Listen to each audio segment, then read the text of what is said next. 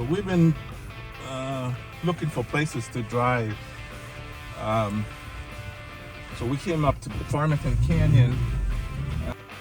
The gate was closed, so we made a right turn coming down through the towards the Bountiful temple along the mountain road. So you got on the left here, on the left side here is the Salt Lake.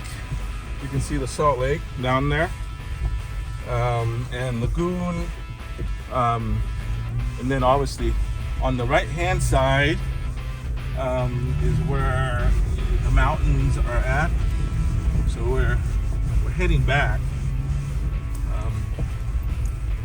but it's too bad that the gate wasn't open. So I was hoping that we would go and drive all the way up to the mountain on top where the clouds are at. So, well, maybe next time when we come down, the gate will be open and we'll try it again. So, but for today though, it was a great drive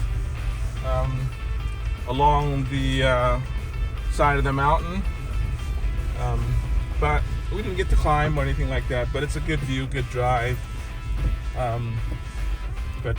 Anyways, that's for today. We're heading back, so we'll try again next time.